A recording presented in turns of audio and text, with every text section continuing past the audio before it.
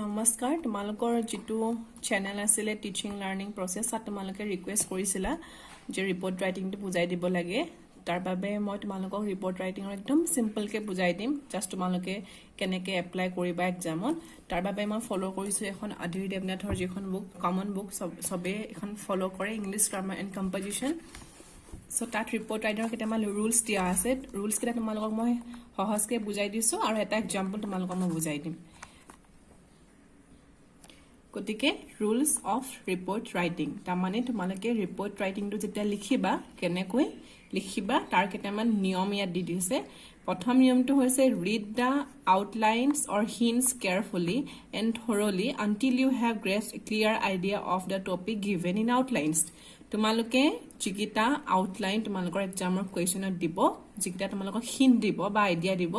হে ধাৰণাগে তোমালোকে ভালকে পঢ়ি লবা যে তোমালোকক কিটো ৰিপোৰ্ট বা কেনেকুৱা ধৰণৰ তথ্য দিয়া হৈছে যে ধৰা এক্সিডেন্ট হওক বা কিবা বেংক ৰবাৰী হওক বা কাৰবাৰ ফেয়াৰৱেল হওক কাৰবাৰ তোমালোকৰ এনেকুৱা ধৰণৰ যিকোনো ধৰণৰ কাৰবাৰ ডেট এনিভাৰ্সাৰী কিবা কিবি ধৰণৰ থাকে ন ৰিপোৰ্টছ বিলাক তো হে ৰিপোৰ্টছ কেনেকুৱা ধৰণৰ ৰিপোৰ্টছ তোমালোকক বনাবলৈ দিছে তোমালোকে এখন নিউজ পেপাৰত দিবৰ বাবে কেনেকে তাৰ ৰিপোৰ্ট তোমালোকে প্ৰিপেয়াৰ কৰিবা হে তাৰ বাবে কিছুমান আউটলাইন দিব হেগে ভালকে পঢ়ি লবা যে মোক আসলতে বা আমাক আসলতে কিহৰ ওপৰত ৰিপোৰ্ট বনাব দিছে যে বেংক ৰবাৰ ৰিপোৰ্টে দিছে নে কিবা কাৰ এক্সিডেন্টৰ ওপৰত দিছে নে কাৰবাৰ ফেয়াৰৱেলৰ ওপৰত দিছে নে কিহৰ ওপৰত দিছে পঢ়ি লবা আৰু তোমালোকে পঢ়ি পেলাই বস্তুটো বুজি লবা যে এটোৰ ওপৰতে আমাৰ ৰিপোৰ্ট বনাব দিছে সেকেন্ড হৈছে begin the event in a direct and straight way without any preference or introduction তোমালোকে যেতিয়া ৰিপোৰ্ট ৰাইটিংৰ ফলো কৰিবা ৰিপোৰ্ট ৰাইটিং যেতিয়া তোমালোকে ষ্টাৰ্ট কৰিবা তেতিয়া কি কৰিবা begin the event in a direct and straight way তোমালোকে কোনো ধৰণৰ নিজা মতামত বা এনেকুৱা আমি যেনেকে ইন্ট্ৰডাকচন এটা লিখো যিকোনো এটা কুৱেশ্যন আনসাৰ কৰিলে কোনো ইন্ট্ৰডাকচন নালাগে জাস্ট ষ্ট্ৰেইটলি ডাইৰেক্ট যাবা গৈ পেলাই হেতু ৰিপোৰ্টটো আৰম্ভ কৰি দিলে হ'ল সি দিছে follow the order or sequences of the points given in the outlines don't omit any points তোমালোকে যে follow the order or sequences of the points খিনিত যিখিনি দিছে সেই অৰ্ডাৰ খিনিহে ফলো কৰিবা যে তাত কি লিখা আছে মেইনলি তাৰপিছত ডিড দিছে connect the different points in a logical manner with suitable connectors or ফ্ৰেজেছ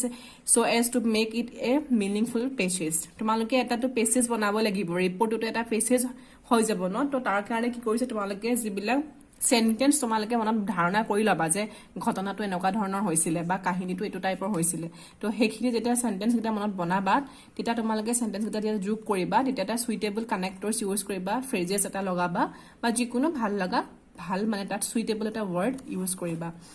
It is that the report should be written in a simple language. তোমালোকে ৰিপৰ্টটো বহুত বেছি হাই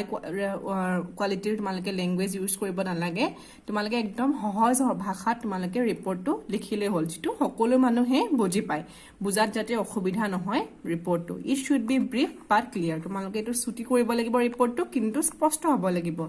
It should be coherent piece of composition and must not be made of loose disjoint sentences তোমালোকে খেলিমেলি কৰি ইটোৰ লগত হিটোৰ পিছত লগাই তোমালোকে নিদিবে কম্পোজিশনটো ভাল হ'ব লাগিব লেখনিটো সিম্পল আৰু ভাল হ'ব লাগিব F2 হৈছে the sentences in a report should be written in the passive voice as far as practicable তোমালোকে কি কৈছে passive voiceত লিখিব কৈছে গম পাইছানে জি passive voice মানে কি বুজি পোৱা তো হেতু লিখিব কৈছে G is a placed and time of reporting must be mentioned হেতু হৈছে main point The place in time of reporting must be mentioned. তোমালোকৰ ৰিপৰ্টত যিকোনো এটা নিউজ তোমালোকে যেতিয়া পঢ়িবা তোমালোকে পঢ়ি চাবা ইংলিছ তোমালোকে নিউজ পেপাৰ বিলাকত তো তাত সদায় টাইম আৰু কি থাকিব প্লেস থাকিবই সময় কিমান সময়ত হৈছিলে বা কোনটো দিনত হৈছিলে বা কোন জায়গাত হৈছিলে হেতু সদায় মেনশন কৰিবই লাগিব হেতু এটা নিয়ম হয় ইম্পৰ্টেন্ট H দিছে যে the report must have a suitable heading or attractive title তোমালোকে কি কৰিবা যেটা ৰিপৰ্টটো লিখিবা হেতু সুইটেবল হেডিং এটা হেডলাইন নিব লাগিব আৰু এট্ৰাক্টিভ হ'ব লাগিব যে আমি যেটা নিউজ পেপাৰ এখন পঢ়ো তেতিয়া আমাৰ চকুত সদায় প্ৰথমতে আমি কি চাওঁ হেডলাইন গিটাই চাওঁ টাইটেলটোৱে চাওঁ যে কি হৰণৰ নিউজ হয় তো যেতিয়া নিউজৰ হেডলাইনটো এট্ৰাক্টিভ হয় বা আমাৰ চকুত পৰে তেতিয়াহে আমি নিউজটো পঢ়ো যে কি হৈছিল তো হেভাবে কি হ'ব লাগিব হেডলাইনটো এট্ৰাক্টিভ হ'ব লাগিব আৰু এটো পইণ্ট মানে ইম্পৰ্টেন্ট নহয় তোমালোকৰ এটা এক্সাম্পল লেখাম এক্সাম্পল মই ইয়াত লৈছো Example number 5 here this is a study the following points of information and prepare a newspaper report thereon ইয়াৰ ওপৰত তোমালোকে এটা ইয়াত যিকেইটা দিছে তোমালোকৰ আউটলাইন কেইটা দিছে যে date of the farewell ceremony তোমালোকে ফাৰ্ষ্ট সেন্টেন্সটো পঢ়ি গম পালা যে তোমালোকক কিহৰ ওপৰত দিছে ৰিপৰ্টটো বনাবলৈ এটা ফেয়াৰৱেল চেৰিমনি যেটো আমি বিদায় দিয়া বুলি কওঁ বিদায়ৰ সম্পৰ্কীয় এটা চেৰিমনি সম্পৰ্কীয় এটা কি কৰিছে তোমালোকৰ ৰিপৰ্ট বনাব দিছে ডেসক্ৰিপচন অফ দা ফাংচন তোমালোকৰ যেটো ফেয়াৰৱেল চেৰিমনি হ'ব তো হে ফাংচনটোৰ ডেসক্ৰিপচন যে কেনেকুৱা ধৰণৰ হ'ল কোন আছিলে মিটিংখনত বা চেৰিমনি হে ফাংচনটোত কোন আছিলে বা কাক ফেয়াৰৱেল নো দিয়া হৈছিল হে বস্তুটো তোমালোকে ডেসক্ৰিপচন মানে গুটেখিনি তোমালোকে লিখিব লাগিব students and colleagues paying A tribute তাত কি কৰিছে এটা মেইন পইণ্ট দিছে যে যেটো ফেয়াৰৱেল চেৰিমনি হৈছিলে ষ্টুডেন্টস খিনিয়ে মানে ছাত্ৰ ছাত্ৰীসকলে আৰু কলিগস যিখিনি সহকৰ্মী থাকে সেই সকলে তেওঁলোকে কি এটা পেইং এ ট্ৰিবিউট এটা ট্ৰিবিউট তেওঁক দিছিলে এটা কাক দিছিলে কোন আছিলে কোন স্কুলত হৈছিল বা কি হৈছিল ষ্টুডেন্টস মানে বুজি পালা কলিগস মানে বুজি পালা ষ্টুডেন্টস থাকিলে মানে কি হ'ব তাতো তোমালোকে কোনবা টিচাৰ হ'ব লাগিব টিচাৰক দিব লাগিব তো কলিগস লিখিছে তাৰ মানে সহকৰ্মী আছে তো তাৰ মানে কি হ'ব এটা ষ্টাফ থাকিব লাগিব হয়নে তোমালোকে এটা আইডিয়া কৰিব লাগিব যে এটো ফেয়াৰৱেল অবভিয়াসলি এখন স্কুল বা এখন কলেজতে হ'ব তোমালোকে কি কৰিবা হেতু বস্তু এটা মনত ইমাজিন কৰি লবা তোমালোকে আইডিয়াটো পাই গলানে যে ফেয়াৰৱেল চেৰিমনি হৈছিলে কিহৰ ইয়াতটো কোৱা নাই অনলি কলিগস লিখা হলে গম পালা হয় যে হেতু তোমালোকৰ কোনবা অফিস বা তেনেকা ধৰণৰ ফেয়াৰৱেল হল হতেন ইয়াত ষ্টুডেন্টস বুলি লিখিছে কাৰণ ষ্টুডেন্টস ক'ত থাকে হয়তো কলেজ হয়তো স্কুলত গতিকে এটো ফেয়াৰৱেল চেৰিমনি কিহৰ হ'ব এখন স্কুলৰ হ'ব গতিকে ইয়াত এটা প্ৰথমতে দেখিছা এটা সুইটেবল টাইটেল দিছে এ টাচিং ফেয়াৰৱেল বুলি দিছে তোমালোকে এনেকে এটা হেডলাইন এট্ৰাক্টিভ দি লবা ইয়াত দিছে যে প্ৰথমতে কৈছিলে ন তাত ৰুলছত যে place and date or time এবিলাক থাকিব লাগিব সো ইয়াত কি দিছে ডেট দিছে এণ্ড প্লেস দিছে প্লেস হৈছে গোলাঘাট আৰু 5th মে এটো তোমালোকে টাইটেল দিলা নেক্সট তোমালোকে প্লেসটো দিলা ডেট দিলা অৰ টাইম দিলা কমা দি পেলাই তাৰ পাছত তোমালোকে কি কৰিবা ৰিপৰ্টটো ষ্টাৰ্ট কৰিবা the students and the members of the teaching staff of GN Memorial Schools here accorded a farewell reception to Sri Ashut Barbara তোমালোক ইয়াত কি কৰিলে এটা নাম মেনশন কৰিলে যে কাক নো ফেয়াৰৱেল দিয়া হৈছিল গতিকে ষ্টুডেন্টস আৰু মেম্বাৰ্স বিলাকে কি কৰিছে টিচিং ষ্টাফ সকলে কি কৰিছিলে GN মেমৰিয়েল স্কুলৰ তেওঁলোকে এটা এৰেঞ্জ কৰিছিলে ফেয়াৰৱেল ৰিসেপশন কাৰ বাবে শ্ৰী অচ্যুত বৰবৰাৰ বাবে the founder headmaster of the school ইয়াত মেনশন কৰিছে তেওঁনো আছিল কোন তেওঁ only teaching staff of teacher আছিল নে তেওঁ হেডমাষ্টাৰ আছিল নে তো ইয়াত হেডমাষ্টাৰ বুলি ইমাজিন কৰি লৈছে the founder headmaster of the school on his retirement from service তেওঁ কি কৰিছে নিজৰ যি চাকৰি পা তেওঁ কি কৰিছিলে ৰিটায়াৰমেণ্ট লৈছিলে আৰু এটো হৈছে এটা next sentence it was indeed a solemn occasion students spoke of the great qualities of Sri Barbara who had spent the whole of his life in this school তো এটো কৰি লৈছে যে ইমাজিন কৰিছে যে তেওঁ শ্ৰী অচ্যুত বৰবৰা তেওঁ তেখেতৰ বিষয়ে ইমাজিন কৰিবা লিখিছে যে তেওঁ টিচাৰজনে কি কৰিছিলে তেওঁ গোটেই জীৱনটো স্কুলখনৰ বাবে কাম কৰি গৈছিলে the teachers also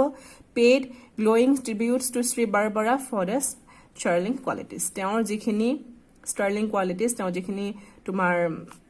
প্ৰশংসনীয় বা বহুত ভাল বা মহান তেওঁৰ যিখিনি কোৱালিটি আছিলে সেই কোৱালিটিখিনি তেওঁলোকে কি কৰিছিলে ট্ৰিবিউট কৰিছিলে of head and heart Sri Barbara spoke of his long service to the school and recalled the help and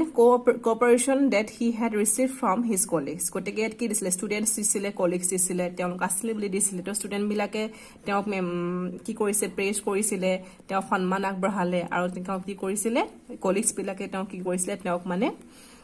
তেওঁ কৈছিলে যে বৰবৰাই তেওঁ যিজন টিচাৰ আছিলে তেওঁ তাত কৈছিল যে